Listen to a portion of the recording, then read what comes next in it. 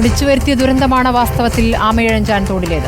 തിരുവനന്തപുരം നഗരഹൃദയത്തിലൂടെ ഒഴുകുന്ന ആമയിഴഞ്ചാൻ തോട് മാലിന്യവാഹിനിയായിട്ട് വർഷങ്ങളായി. രാജഭരണകാലത്ത് തെളിനീരായി ഒഴുകിയിരുന്ന തോട്ടിൽ ഇന്ന് മാലിന്യം ഒഴുകിപ്പരക്കുകയാണ്. ആമയിഴഞ്ചാൻ തോട് പൂർണ്ണമായും വീണ്ടെടുക്കാൻ ഇനിയും കാലതാമസമുണ്ടായാൽ വലിയ ദുരന്തമാണ് കാത്തിരിക്കുന്നത്.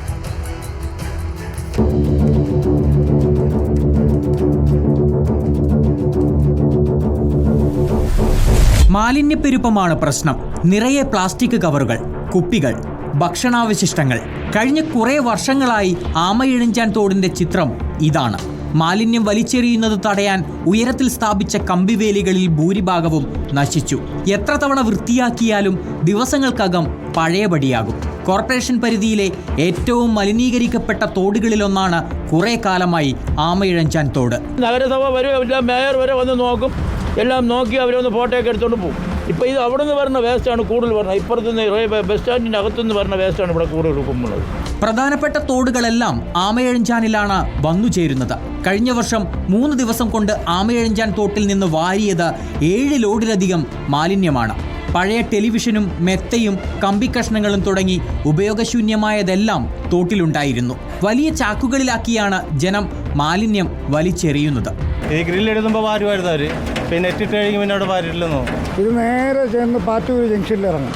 പാറ്റൂരിൽ കണ്ണമ്പൂല, ഇങ്ങനെയാണ് ഇത് പൊയ്ക്കൊണ്ടിരിക്കുന്നത്. ഒബ്സർവേറ്ററി ഹില്ലിലെ ജലശുദ്ധീകരണ പ്ലാന്റിൽ നിന്ന് ഉത്ഭവിച്ച് കണ്ണമ്മൂല വഴി ആക്കുളം കായലിൽ ചേരുന്ന ആമയിഴഞ്ചാൻ തോടിന് 12 കിലോമീറ്ററാണ് നീളം. കോർപ്പറേഷനും റെയിൽവേയും മുൻപേ ഇടപെടൽ നടത്തിയിരുന്നുവെങ്കിൽ മാലിന്യങ്ങൾ തോടിന്റെ നീരൊഴുക്കിനെ തടസ്സപ്പെടുത്തില്ലായിരുന്നു.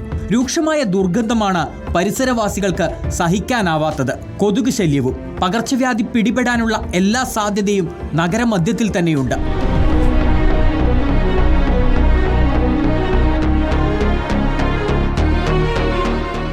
ആമയിഴഞ്ചാൻ തോട് ഇന്ന് തിരുവനന്തപുരത്തിന് നൽകുന്നത് ഒരു വലിയ പാഠമാണ്. ഇനിയും അത് തിരിച്ചറിഞ്ഞില്ല എങ്കിൽ അപകടത്തിന്റെ വ്യാപ്തി കൂടും. സമയം കളയാതെ മാലിന്യമുക്തമാക്കണം ആമയിഴഞ്ചാൻ തോടിനെ.